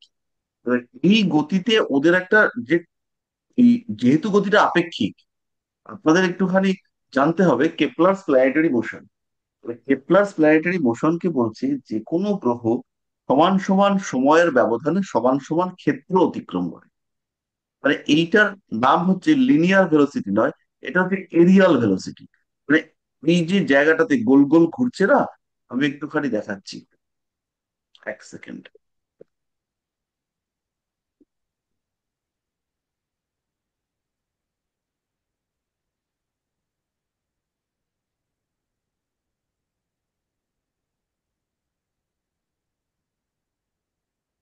আমাদের আসলে একটু আধটু এই সমস্ত মহাকাশ সম্পর্কিত নলেজও আমাদের নিতে হবে।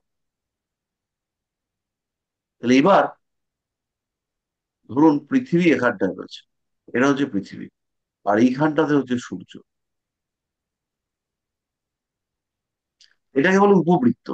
এই উপবৃত্তের কোনো একটা দুটো নাভি থাকে। নাভি, সেই নাভিতে হচ্ছে গিয়ে কেন্দ্র করে এই গ্রহরা ঘুরে বেড়ায়। সূর্য থাকে কোনো একটা নাভিতে, দুটো নাভি থাকে। তো সূর্য কোনো একটা নাভিতে থাকে। এবার তা আমি কয়েকটা পজিশন দেখাচ্ছি। নাভিটা স্যার কি? হ্যাঁ, নাভি, নাভিটা কি? নাভি বলতে? দেখাচ্ছি, বলছি।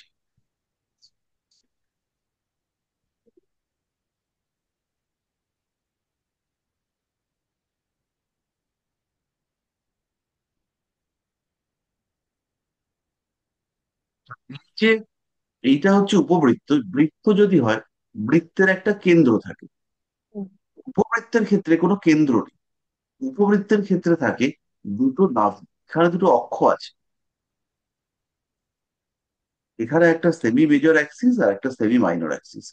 তো এই সেমি মেজর অ্যাক্সিসের উপরে এরকম জায়গাতে দুটো বিন্দু থাকে, যাকে বলা হয় ফোকাস বা নাভি।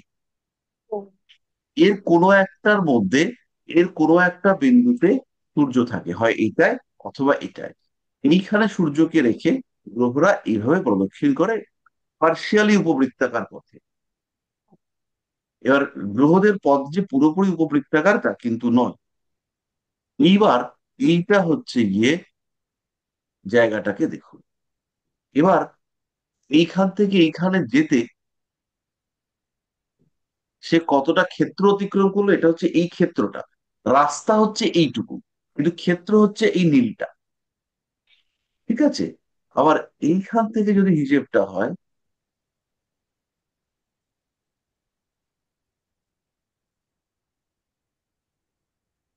তাহলে সেই ক্ষেত্রে হচ্ছে এইটা। তাহলে এখান থেকে এখানে যেতে দূরত্বটুকু এইটুকু, এই দূরত্ব, কিন্তু ক্ষেত্র হচ্ছে এইটা। কেপলার্স প্ল্যানেটারি মোশন বলছে যে গ্রহরা সমান সমান সময়ের ব্যবধানে, সমান সমান সময়ের ব্যবধানে সমান সমান ক্ষেত্র অতিক্রম করে। এখান থেকে এইখানে যেতে এই যে ক্ষেত্রটা, এখান থেকে এখানে যেতে সেই ক্ষেত্রটা সমান হবে যদি দুটোর ডিস্টেন্স বা টাইমিংটা সমান হয়। মানে এখান থেকে 1 মিনিটে যদি এতটা ক্ষেত্র যায়, এখান থেকে 1 মিনিটে যদি এতটা ক্ষেত্র যায়, তাহলে এই ক্ষেত্র আর এই ক্ষেত্র দুটো সমান হবে। এই ক্ষেত্র পুরোটা আর এই ক্ষেত্র পুরোটা সমান হবে। তো এইটা বলছে কেপলার। তাহলে বুঝতেই পারছেন, যখন কোনো গ্রহ এই দিকটাতে থাকবে তখন তার স্পিডটা বেশি, তাহলে সমান ক্ষেত্র যাবে কি করে? ওখানে জায়গাটা কভার করতে হবে, ডিস্টেন্স নয়, এখানে জায়গাটা ইম্পর্টেন্ট। আর এদিকে এতটা দূরে চলে এসছে, এখানে গতিটা কমে এসছে।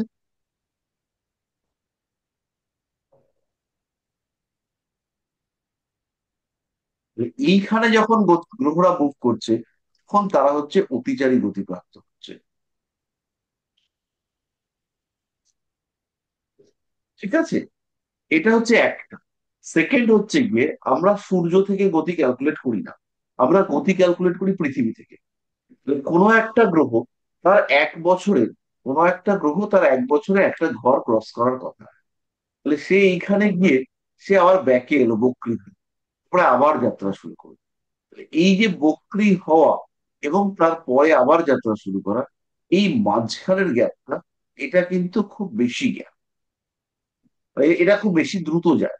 তাহলে এই যে স্পেসটা অতিরিক্ত গতিতে যাচ্ছে, এই সময়টাকে অতিচারী গতি বলা হয়।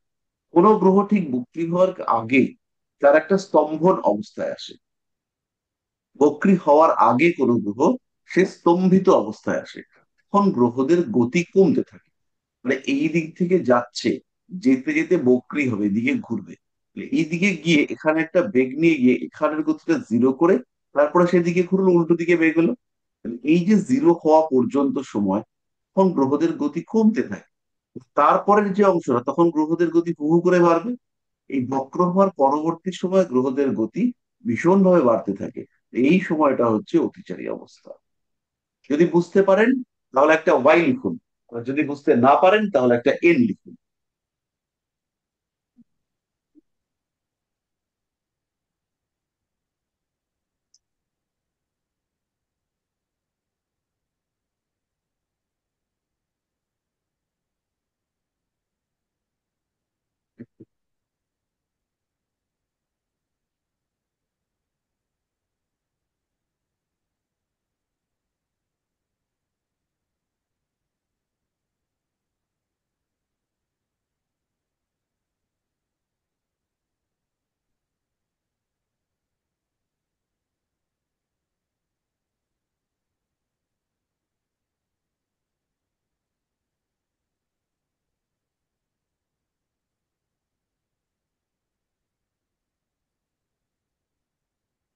কিছু তো কেউ লিখে না, কিছু তো কেউ বলে না।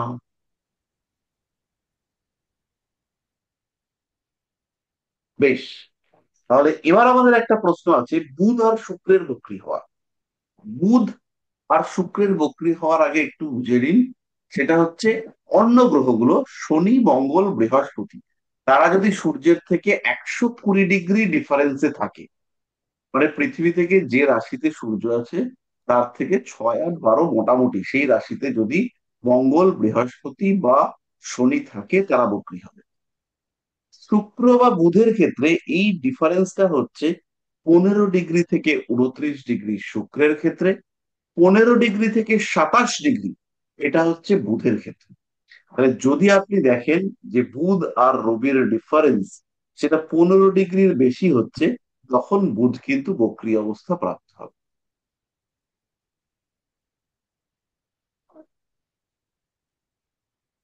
আবার যেই মাত্র সেই ডিফারেন্সটা বেড়ে যাবে, তখন সে আবার মার্গী হয়ে যাবে। অমর্ত্যবাবু বলেছেন বক্রী হওয়ার আগে অতিচারী হয় না পরে। আচ্ছা, বক্রী হওয়ার আগে গ্রহদের গতি কমে, আর বক্রী হওয়া থেকে আহ তার পরের স্টেপে গ্রহরা অতিচারী হয়। এইবার সূর্য আর পৃথিবীর সাপেক্ষে গ্রহটার অবস্থান ভেদে অন্যান্য সময়ও গ্রহরা অতিচারী হয়। সেটা আমি এইখানে যেটা বোঝালাম, যে একে তো বেশি ক্ষেত্র বেশি জায়গা যেতে হবে, এই যে বেশি জায়গা অতিক্রম করতে হবে, বেশি জায়গা অতিক্রম করবার জন্য তাকে বেশি ক্ষেত্র মুভ করতে হবে, বেশি ডিস্টেন্স মুভ করতে হবে। ফলে এই সময় এই জায়গায় গ্রহের গতি বেশি, যখন এই দিকে থাকছে তখন গ্রহের গতি কম, তখন হচ্ছে গিয়ে গ্রহরা অতিচারী হচ্ছে না, কিন্তু এই সময় গ্রহরা অতিচারী হচ্ছে।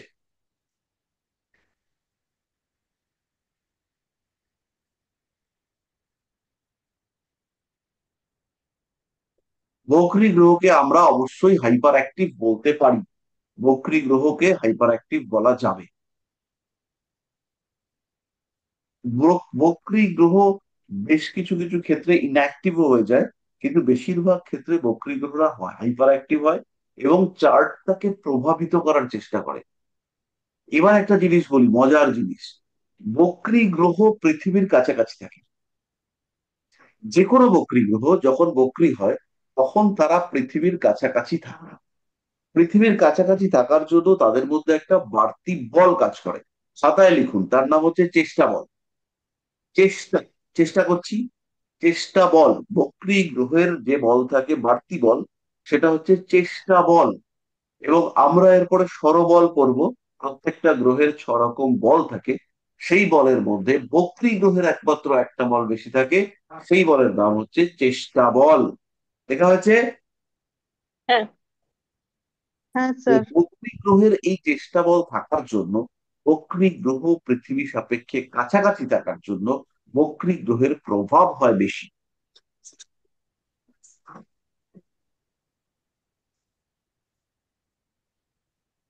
তাহলে বক্রী গ্রহ অন্যান্য গ্রহের তুলনায় নিয়ন্ত্রণ করতে পারেন আমাদেরকে বেশি। তাহলে এবার এটা বোঝা গেল ব্যাপারটা। তাহলে বক্রী গ্রহকে কেন আমরা হাইপার অ্যাক্টিভ বা ওভার অ্যাক্টিভ বলতে পারি?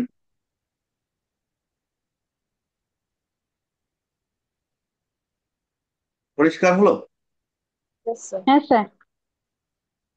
তাহলে এবার আমরা এই সমস্ত জিনিস বাদ বাদ দিয়ে একটু রেমিডি নিয়ে পড়াশোনা করি। এটা আমাদের একটু জানতে হবে। তো রেমিডি কি? আজকে আমরা রেমিডির থিওরি পড়ব। তো রেমিডি কি? আমরা যদি বলি ভাগ্য পূর্ব নির্ধারিত, ডেস্টিনি, তাহলে সেখানে হচ্ছে গিয়ে রেমিডি কি। রিসেন্টলি আমি একটা আহ ভিডিও সিরিজ আপলোড করেছি ধনতেরাস নিয়ে, কেউ কি দেখেছেন? স্যার এখনো দেখা হয়নি। হ্যাঁ স্যার। ওরা গল্প বলেছি, তারা পৌরাণিক গল্প, যম প্রদীপের গল্প। যদি কেউ শুনে থাকেন তাহলে হচ্ছে গিয়ে ওয়াই লিখবেন।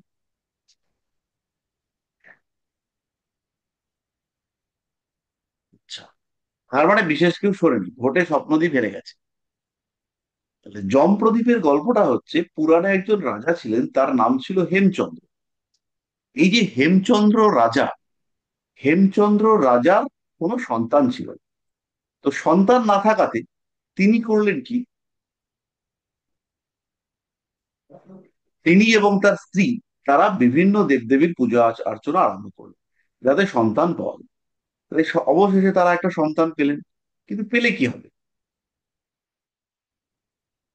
তাদের সন্তান ছিল না, এটা ডেস্টিনি। তারা ডেস্টিনির বিরুদ্ধে গিয়ে পূজা অর্চনা করে সন্তান একটি পেলেন, বিভিন্ন লোকের আশীর্বাদ আশীর্বাদ নিয়ে তারা সন্তান পেলেন। তাহলে ডেস্টিনির বাইরে তারা গেলেন। যাওয়ার ফলে কি হলো? শিশুটি স্বল্পায়ু প্রাপ্ত। জন্মের পরে জ্যোতিষরা বললেন যে এই বাচ্চা বেশি দিন বাঁচবে না। বিয়ের 4 দিনের মাথায় মারা যাবে। এবং এ মারা যাবে সর্পদংশনে। যমরাজ আসবে, যমরাজ স্বয়ং আসবে, এসে একে নিয়ে যাবে। অন্যদের ক্ষেত্রে যমরাজ যমদূতকে পাঠিয়ে দিত, কিন্তু এইখানে যমরাজ তিনি কিন্তু নিজে আসবেন, যেহেতু রাজা কিন্তু ইয়ে পাবে। তাছাড়া হচ্ছে গিয়ে এর সঙ্গে কিছু কাহিনী যুক্ত রয়েছে। এই শিশু ঈশ্বরের আশীর্বাদ বা মুনি ঋষিদের আশীর্বাদ নিয়ে জন্মগ্রহণ করেছে। ফলে এই ব্যাপারগুলো কিন্তু ম্যাটার করবে। তাই যমরাজ স্বয়ং আসবেন এই বাচ্চাকে নিতে। যমরাজ স্বয়ং এসে উপস্থিত হবে। খুব ভালো কথা। এবার তো বাচ্চা বড় হতে চলেছে, যতদিন বিয়ে না দেওয়া যায়। কিন্তু হলে হবে কি, বাচ্চা আস্তে আস্তে বউ পাগলা হয়ে উঠেছে, আমাকে বিয়ে, বউ বিয়ে করবো। বিয়ে পাগলা, বউ পাগলা না। বিয়ে পাগলা হয়ে উঠেছে, আমাকে বিয়ে করিয়ে দাও। তো রাজা আর রানী কি করবে? অবশ্যই বিয়ে করিয়ে দিয়েছে। কিন্তু তাদের মাথার মধ্যে তো এই প্রশ্ন ছিল, আর রাজকন্যাকে বলেছে এই ঘটনা, যে ও কিন্তু বিয়ের 7 দিনের মাথায় মারা যাবে। তুমি বিয়ে করছো ঠিক কথা, কিন্তু ও মারা যাবে। এবার রাজকন্যা, সে তো জানে মারা যাবে। সে কি করেছে? সে রাজপুত্রর ওই শোক টোক পালন না করে সে প্রচুর প্রদীপ জ্বালিয়ে ঘরটাকে প্রচুর আলো আলো করে রেখে দিয়েছে। এবং তার যত গয়নাগাটি ছিল সেই গয়নাগাটিকে উন্মুক্ত করে রেখেছে, যাতে ঘরটা প্রচুর আলো আলো হয়ে যায়। যথাসময়ে যমরাজ এসছে। যমরাজ এসে দেখে তো প্রচুর আলো। যমরাজ বলছে, এ তো জানে এরা আমি আসবো, আমার আগে থেকে বলা ছিল, কিন্তু তাই তাতেও এত লাইট লাগিয়ে রেখেছি, আমার তো সমস্যা হচ্ছে, এত আলোতে আমি ঠিক কাজ করতে পারি না। তো যমরাজ একটু বিভ্রান্ত হয়ে পড়েছে যে এরা জানে মারা যাবে লোকটা, তাতেও এত লাইট ফাইট জ্বালিয়ে রেখেছে, এরা ঠিক ঠিক কাজ করেনি, কি করব? যমরাজ এত আলোতে অস্বস্তি বোধ করতে শুরু করেছে, আলটিমেটলি সে হচ্ছে গিয়ে বলছে চলে যাই, আমি আর প্রাণ প্রাণ নিতে পারবো না, বিরক্তিকর, এত আলোতে কাজ করা যায়। ফলে সে কাজকর্ম বন্ধ রেখে হাঁটা দিচ্ছে। যাওয়ার সময় সেই রাজকন্যাকে এবং সেই রাজকুমারকে দীর্ঘায়ু হওয়ার আশীর্বাদ দিয়ে চলে গেছে। তাহলে এই যে দীর্ঘায়ু হওয়ার আশীর্বাদ, জ্যোতিষরা কি বলেছিল? জ্যোতিষ বলেছিল যে এই বাচ্চা মারা যাবে, সেটা ছিল তার ডেস্টিনি। জ্যোতিষ পড়েছিল। কর্মা এনভায়রনমেন্ট কি বললো? কর্মা এনভায়রনমেন্ট যমরাজকে পর্যন্ত আটকে দিল। বোঝা গেল? তাহলে এখানে ভাগ্য বা ডেস্টিনিতে যা আছে সেটা পরিবর্তনশীল, সেটাকে চেঞ্জ করা যায়। আর চেঞ্জ করা যায় এটা আমরা জানি এবং মানি বলেই আমরা পাথরের ওপরে ভরসা করি। যদি কোনো অ্যাস্ট্রোলজার মনে করেন যে নিয়তি কে এর মধ্যতে নিয়তি পরিবর্তন করা সম্ভব নয়, তাহলে সেই অ্যাস্ট্রোলজারের রেমেডি দিতে পারবেন না। কারণ আমি কেন রেমেডি দেবো? কারণ আমার যা নিয়তিতে আছে সেটাই হবে, আমি রেমেডি দিতে পারবো না। আমরাও বলবো নিয়তি কে না বাধ্যতে, নিয়তি কে না বদ্ধতে, অর্থাৎ নিয়তিকে কেউ চেঞ্জ করতে পারে না, কিন্তু পরিবর্তন করতে পারে। ওই পরিবর্তন করতে পারে বলেই ভাগ্য পরিবর্তনশীল, ভাগ্য পরিবর্তনশীল বলেই প্রতিকার বিদ্যা কাজ করে। পরিষ্কার? যাদের পরিষ্কার তারা ওয়াই লেখো, আর যাদের পরিষ্কার নয় তারা এন লেখো।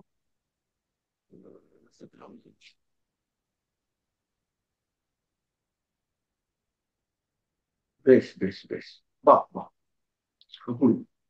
স্কুলের প্রতিকারটা কিভাবে কাজ করবে? আমাদের কিছু ভালো জায়গা আছে, কিছু খারাপ জায়গা আছে। ভালো জায়গাটা কিরকম?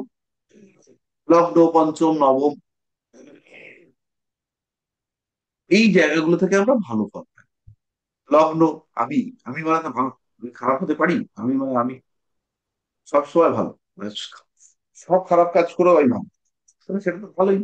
5 নম্বর ঘর সব ভালো ভালো জিনিস, আমার পছন্দের জিনিস, উচ্চশিক্ষা, ক্রিয়েটিভিটি, মেধা, প্রেম, বাচ্চা, সব মনের চাহিদা, বিলাসিতা, লটারি, সব ভালো ভালো জিনিস। 9 নম্বর ঘরও তাই। এই 1, 5 নয়। আমাদের রেমেডি, ইজি রেমেডি দেওয়ার একটা পদ্ধতি হচ্ছে, যে গ্রহগুলো আমাদের শুভ গ্রহ বা শুভ সূচক গ্রহ, সেই গ্রহগুলোকে আমরা সেই গ্রহগুলোকে আমরা পাওয়ার দিয়ে দেবো বা রেমেডি করে দেবো।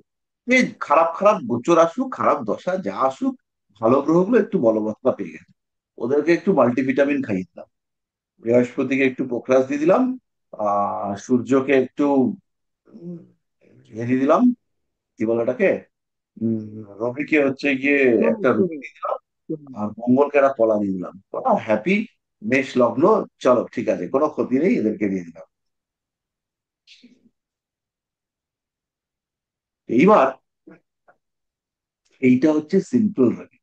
আপনারা এই রেমেডিটা ইনিশিয়াল ফেজে দেবেন, যে 1, 5, 9 কে আমরা রেমেডি করবো যাতে বিপদ না হয়।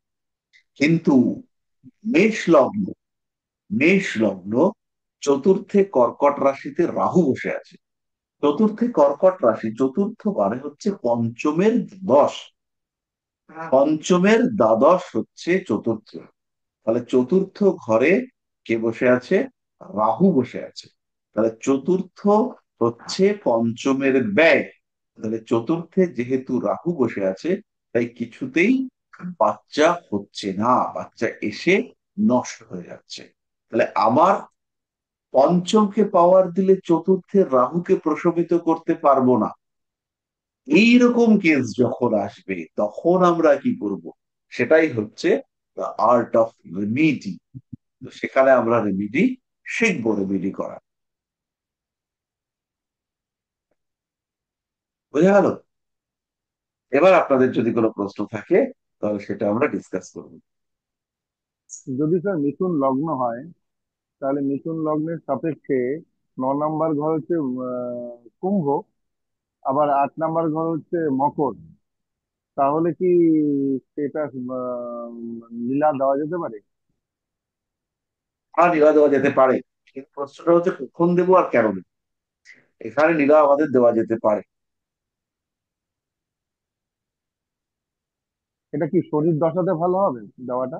এবার মিথুন মহাদশা? লগ্ন তো, মিথুন লগ্ন, ধরুন আপনি হচ্ছে কি আপনি বাধ্য হলেন কোনো একটা অবস্থায় অষ্টমপতি গ্রহকে পাওয়ার দিতে বা বুস্ট করতে, বাধ্য হলেন আপনি।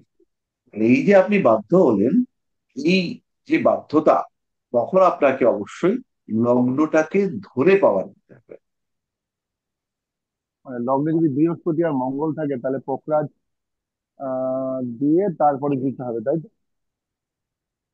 মিথুন লগ্ন, লগ্নপতি বুধ, বা লগ্নে বুধ। বলছেন বুধ, লগ্নে বলছেন বৃহস্পতি আছে, তাহলে আমরা স্বচ্ছ হুম। লাইট কালারের একটা পান্ডা ইউজ করব, করে শনিকে পাওয়ার দেবো।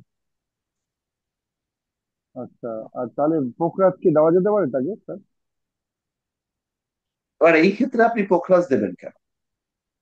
যদি আপনি নীলা দিচ্ছেন, আবার আপনি পোখরাজ দিচ্ছেন, তাহলে ব্যাপারটা কন্ট্রাডিক্ট করে গেল না? কিরকম কন্ট্রাডিকশন? লক্ষ্য করুন, বৃহস্পতিকে পাওয়ার দিয়ে আপনি এই ঘরটাকে বলবান করছেন, আবার সেই শনিকে পাওয়ার দিয়ে এই ঘরের দ্বাদশ ভাবকে বলবান করছে, আবার শনিকে পাওয়ার দিয়ে এই ঘরটাকে বলবান করছে, আবার বৃহস্পতিকে পাওয়ার দিয়ে তার দ্বাদশটাকেও বলবান করছে। ওটাই তো। বুঝতে পারলেন? কোনটা, হ্যাঁ, বুঝতে পেরেছি কোনটা অ্যাপ্রোপ্রিয়েট হবে। এর কোনোটাই আমরা করবো না। আমরা হচ্ছে গিয়ে যদি মনে করি যে বৃহস্পতিকে বুস্ট করতে হবে, তাহলে শনিকে সরিয়ে রাখ, হুম। রেখে বুধ বৃহস্পতিকে বুস্ট। আর যদি আমরা মনে আহ, করি শনিকে বুস্ট করতে হবে, তাহলে বৃহস্পতিকে সাইড করে রাখবো আমরা। বুধ, এক্ষেত্রে শনির অবস্থানটা দেখতে হবে না স্যার?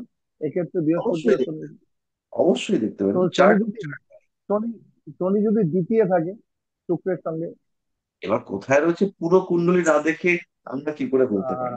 এক নম্বর। আর দু নম্বর হচ্ছে কি পারপাসে আমি রেমেডিটা, আমার যদি চাকরি পারপাসে হয়, তাহলে আমি শনিকে রেমেডি করবো না, আমি বৃহস্পতিকে রেমেডি করবো। আর আবার যদি হচ্ছে গিয়ে মানসিকতা পরিবর্তন করতে চাই, কনসেন্ট্রেশন বাড়াতে চাই, উচ্চ শিক্ষার দিকে যেতে চাই, বিদেশ যেতে চাই, তাহলে আমি শনিকে রেমেডি করবো। বুঝতে পারলাম? ঠিক আছে, হ্যাঁ স্যার, থ্যাংক ইউ। দেখা যাচ্ছে। হ্যাঁ, তখন লাইট মানে লাইট কালারের বা স্বচ্ছ কালারের পান্না কেন বললেন? এটা তো এটা বুঝলাম না। আমারও তা কোশ্চেন। হচ্ছে গিয়ে হ্যাঁ। সবুজের সঙ্গে হলুদ মেশাবো, তখন তার কালারটা কি হবে? স্যার রাশিয়ান স্যার পান্না কি আরেকবার এটা ভালো বলবেন, হবে? কলম্বিয়ান স্যার বা রাশিয়ান আরেকবার রাশিয়ান পান্না পান্না, বলবেন। Light colour? রাশিয়ান পান্না দেওয়া যেতে পারে। রাশিয়ান পান্না তো ওগুলো নয়, ওগুলো অ্যাকচুয়ালি ইথিওপিয়ান পান্না। না, রাশিয়ান পান্না তো পাওয়া যায় লাইট কালারে, কলম্বিয়ার ওটাই তো মতো কালার হয়। ইথিওপিয়ান পান্না, ওটাই তো ও ইথিওপিয়ান পান্না। ইথিওপিয়ান। হ্যাঁ। আর ব্রাজিল তো দেওয়া যাবে না, দ্বীপ সবুজ থাকে।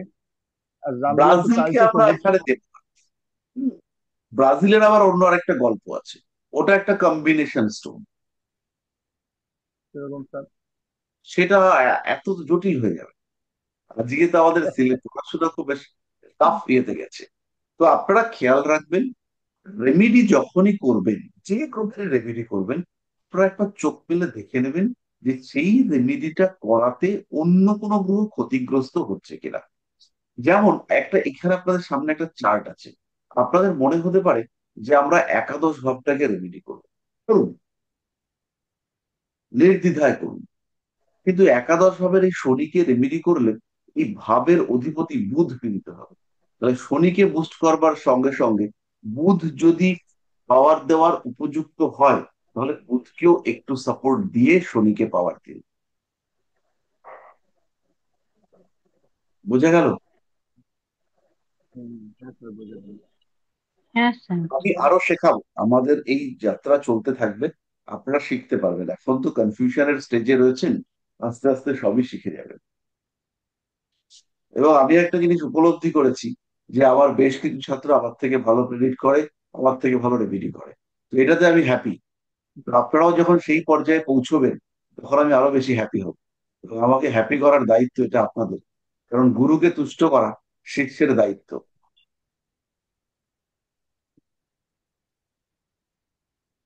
এবং কর্তব্য। তাই আপনাদেরকে পড়ে সেই জায়গাটা অ্যাচিভ করতে হবে। একটা কোয়েশ্চেন করবো? হ্যাঁ, তোমার কোশ্চেন বলো, তারপরে আমরা আজকের মতো এখানে স্টপ করবো। বলছি আপনি যেটা বললেন যে যে কোনো লগ্ন বা ইয়ে দেখলে 1, 5, 9 রেমেডি আমরা চোখ বুজে করতে পারি। তো এক্ষেত্রে আহ, মানে এক্সাম্পল যদি ধরি কারো কুম্ভ লগ্ন হয়, তো সেক্ষেত্রে কারো যদি অষ্টমে শনি মঙ্গল বসে থাকে, তো সেক্ষেত্রে শনির পাওয়ার পাওয়া যাবে ডিরেক্টলি? অষ্টমে শনি মঙ্গল? মানে আমি নর্মালি